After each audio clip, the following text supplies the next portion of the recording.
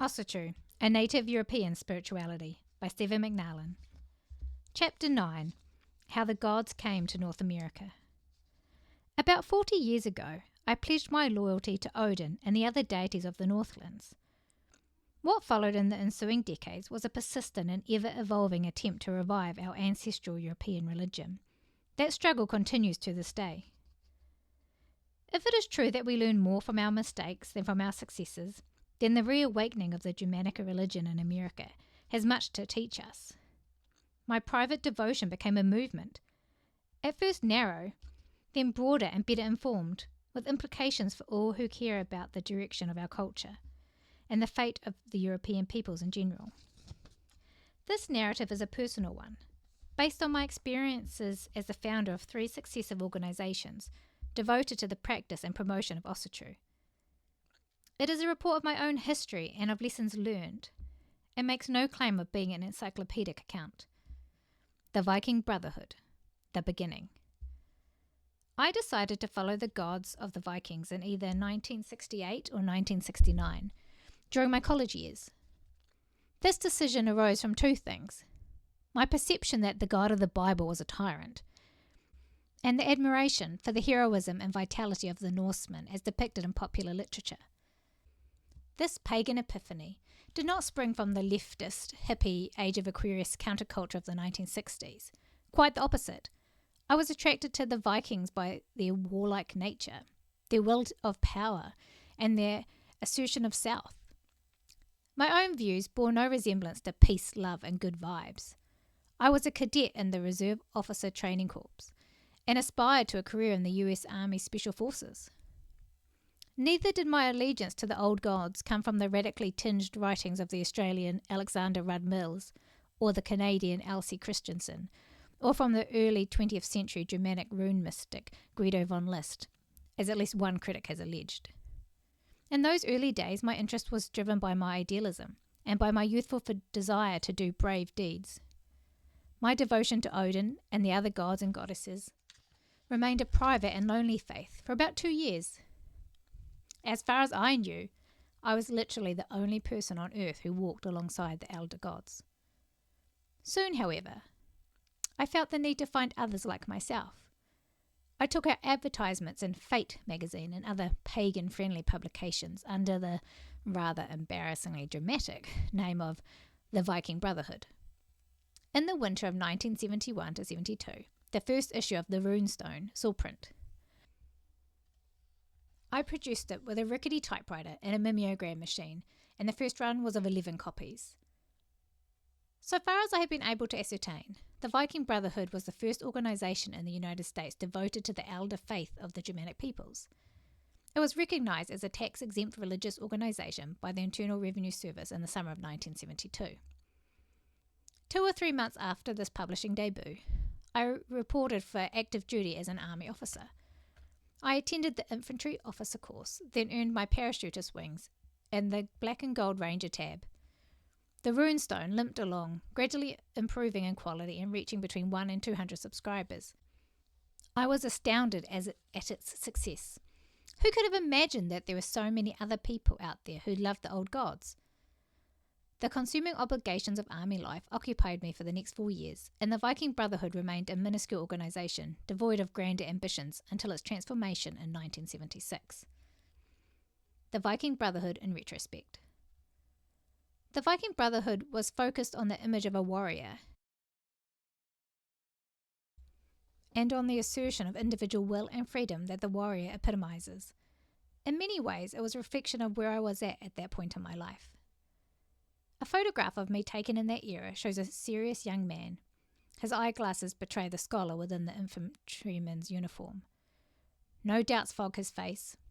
The self-exploration and introspection of the 60s did not sway him from his chosen course. He is a romantic and a warrior, sincere and well-meaning, but largely ignorant of his own depths.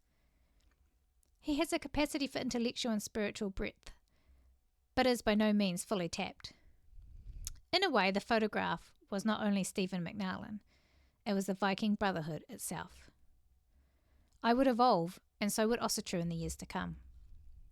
Many aspects of the complex and rich Nordic belief system, the feminine, the magical, the agricultural, the broader Indo-European context, were largely ignored during those early days. I was just beginning to shift out of this narrow vision during the period between 1972 and 1976.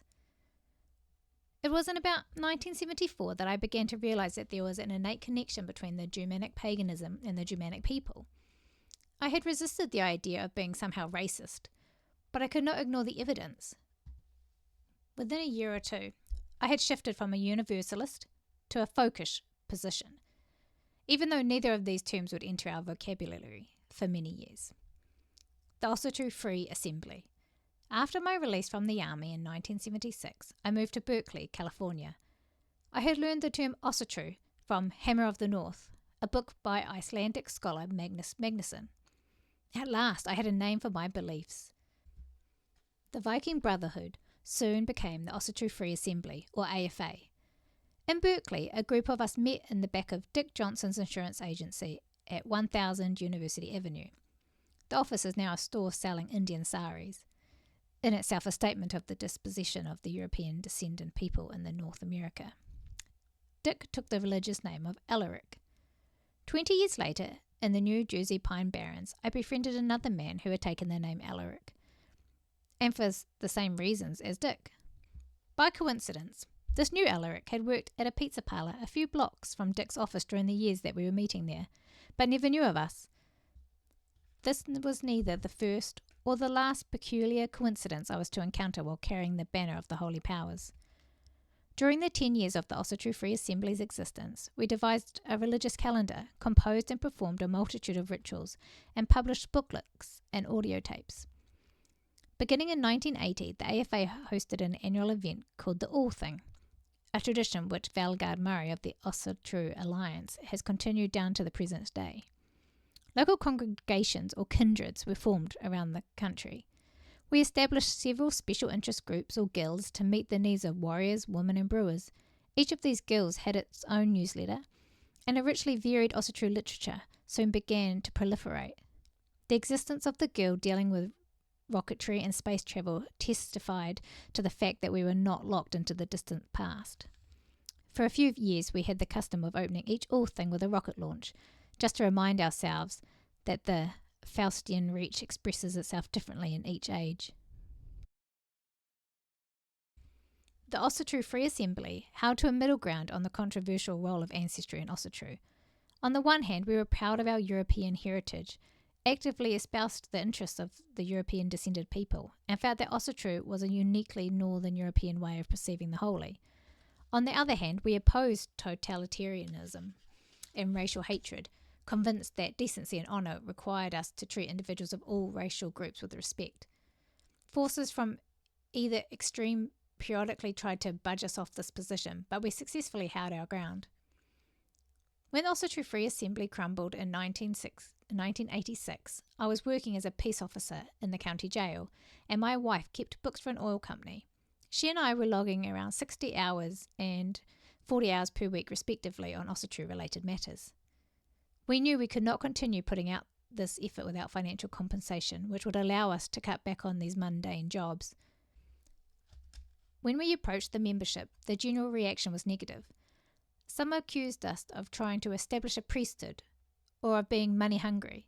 Surprised and bruised by this rejection, we tried cutting back on membership services to make the job more manageable. This in turn caused more complaints among some AFA members. We soon realised this was a losing battle. We were at the end of our financial and emotional resources. The AFA was disbanded, with the ashes turned over to Valgard Murray, leader of the Arizona Kindred, who used them as a foundation for the Ossetru Alliance. Looking back on the Ossetru Free Assembly. The Ossetru Free Assembly had evolved far beyond the old male-dominated, warrior-orientated Viking Brotherhood. We honoured the goddesses along with the gods. Women, originally rare in our ranks, played an important part in our activities. The AFA understood that warriors have a role, but that they are only part of a healthy community. The continuity between the Germanic religion and the broader Indo-European family was acknowledged. I coined the term metagenics to refer to the link between spirituality and hereditary, and we produced a body of literature that served as the valuable foundation for the future. It is important to realise that everything we did was new. There was no model for our actions. Revisionists with their own agendas have attempted to minimise the role of the AFA, claiming that we were only one of many groups extant at the time. But this is not true. For all practical purposes, the AFA was Ossetru in America until the mid-1980s. The Wandering Years. Disappointed by our experience with the Ossetru Free Assembly, my wife and I eventually moved to a semi-deserted mining town in the mountains of California, earned teaching credentials, and tried to find meaning in our lives without the AFA. I taught science and mathematics to junior high school students, visited exotic countries during the summer, and tried to forget about organised Ossetru. I interviewed Tibetan resistance fighters in northern India, gave bloat to Thor in a high Himalayan pass, and spent time in the jungles of Burma with freedom fighters of the Karen people. Some of the articles I wrote during this period were published in Soldier of Fortune magazine. These experiences helped me develop sympathies not only for my own people, but for others around the world. To this day, I am active in the Tibetan freedom struggle, and AFA publications have given me a chance to voice support for Burmese, Nigerians, and Southern Sudanese, all working for the independence and freedom of their respective tribes, nations, or ethnic groups. Even in my travels, I could not escape the gods. I was sitting in a guerrilla camp in Burma, talking with a young German who worked as a physical therapist most of the year, but spent his summers teaching Karen soldiers how to be snipers. The German saw my Thor's hammer necklace and asked me about it. I explained its religious significance, at which point he produced a similar one from under his shirt. Years later in Bosnia, I was to see hammers worn by some of the young men in the international section of the Tomislav Brigade. I also joined the Army National Guard during this period. My unit was called up during the Rodney King riots in Los Angeles. I am no doubt one of the few men in America who have stood on the famous corner of Hollywood and Vine with a loaded M16 rifle. One of the best things about these years, indeed about my life, was the chance to work with soldiers, doing a job I loved. I never lost my love for the gods either, but it was very difficult to do any religious work in my wandering years. Even a simple prayer before meals was painful, too much a reminder of the past. I was scarred and angry and bitter, but I got over it. Healing always comes, and sometimes circumstances force our hands. The Ossetru Folk Assembly. In 1994, I saw signs that a corrupt faction was making inroads into the Germanic religious movement in the United States. Individuals and groups had emerged which denied the innate connection of Germanic religion and Germanic people, saying in effect that ancestral heritage did not matter. This era could not be allowed to become dominant. I decided to re-enter the fray and throw my influence behind Ossetru as it had been practiced in America since the founding of the Viking Brotherhood back in the 1970s.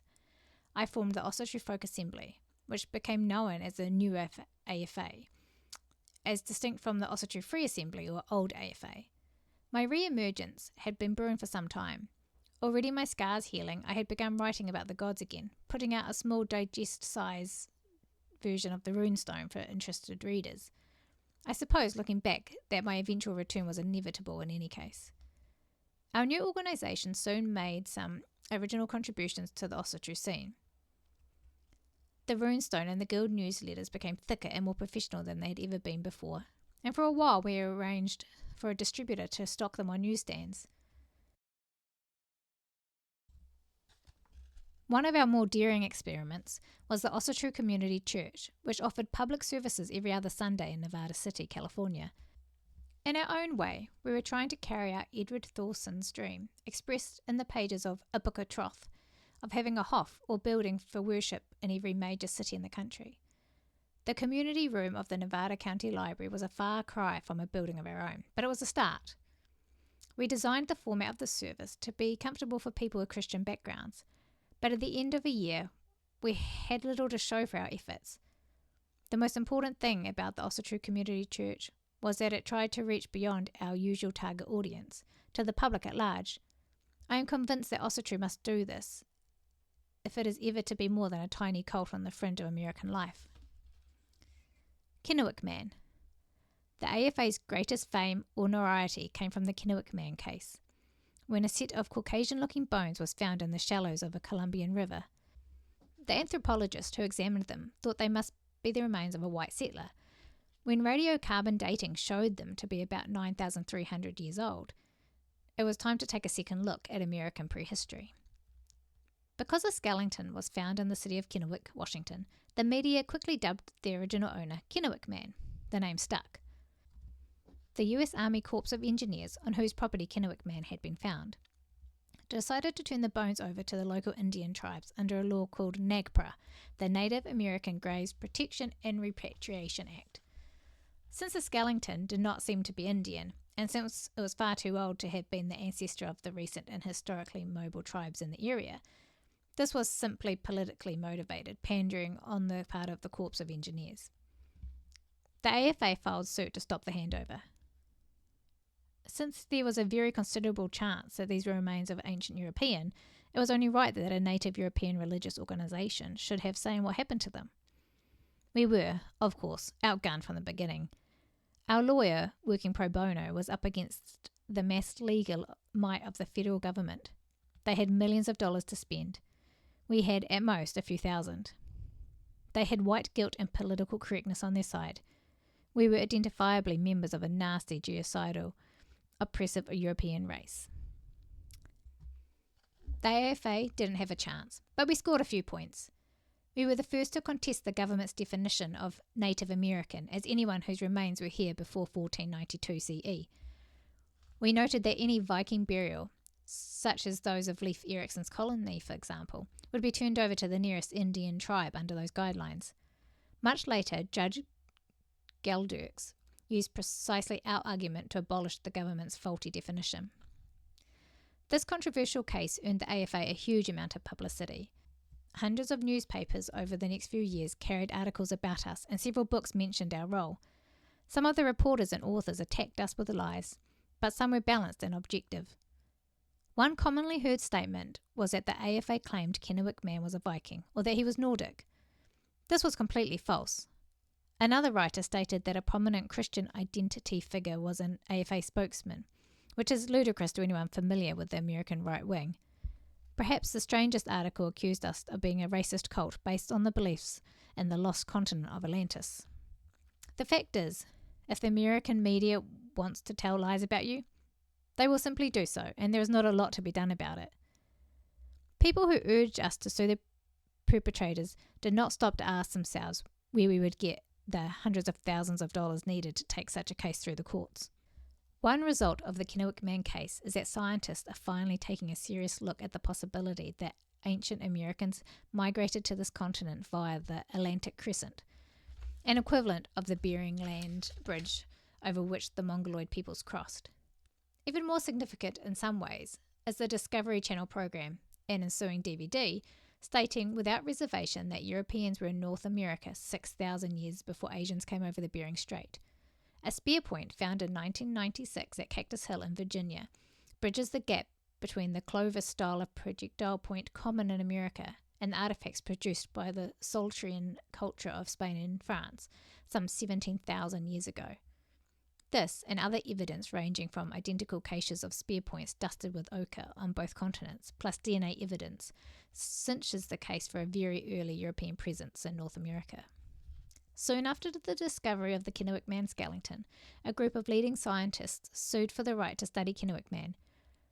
Judge Geldurks eventually ruled in their favour, and their remains were not given to the Indians. Where do we go from here? Destiny is a strong word, but nothing less can describe what I see for the future of the AFA. The AFA's mission statement is a bold one: to promote, practice, and further evolve the religion of Ossetru, thus forging it into a powerful and effective tool for building a better world. Note the activity implied in that sentence. We are not content to quietly follow the ways of our gods and our ancestors. We intend to actively reach out to others who are ready to come home. Nor are we trapped in the past. While we are true to the ancient spirit and the essence of our faith, we are also ready to bring Ossetru into the 21st century. Over the last 5 years, the AFA has carefully built an infrastructure that would help it become the large mainstream religious organisation implied by its mission statement. One essential component is our clergy program. For several years now, our clergy course has turned out men and women qualified not only to lead religious ceremonies, but also to offer spiritual guidance and comfort. Clergy members conduct naming rites for newborns, join couples in marriages, and bless homes. They visit the sick, bury the dead, and inspire the living to live better lives.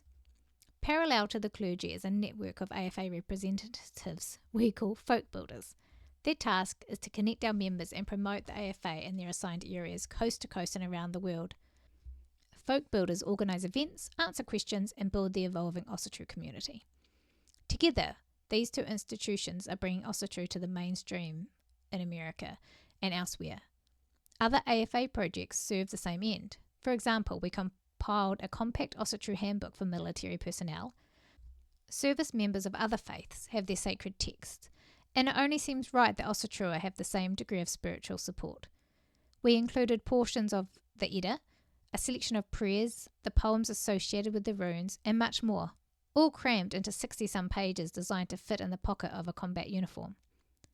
A secondary purpose of this manual is to show unit commanders and chaplains that Osotru virtues are compatible with military service, and that, in fact, the values of Osotru make us useful additions to any military unit. But how about our veterans, or Osotrua who fall in battle? The Department of Veterans Affairs has historically provided headstones for those who have served the nation at no cost. These tombstones come engraved with the cross, the Star of David, and a number of other religious symbols. The AFA has now arranged to have the Hammer of Thor recognised everywhere as a prominent Osotru icon, approved for our own military personnel. If Osotru are willing to fight and die for their country, shouldn't they be allowed to have the symbol of their faith over their final resting places? Projects like these are gradually bringing Osotru to the attention of Middle America, and its equivalent in other countries. The increasing quality of our membership reflects this transition. Aside from attracting the mainstream, the most encouraging sign in the AFA is the growing sense of community. Initially, much of this was cyber community, which many of us understandably consider an oxymoron. This feeling of being part of a group has matured over the years, however. More and more of us have met in person. Even our online relationships have grown deeper and broader. We console each other in times of death and celebrate the birth of new children. We share favourite books, career tips and recipes. We make plans to meet down at the local pub or to attend an event the next state over. Locally, we gather for rituals and for birthday parties or to load a truck for someone moving to a new home. Community? We're getting there. Osotru has come a long way since I dedicated myself to the service of Odin some 40 years ago. We've grown up. Now we're ready to grow in numbers and in influence.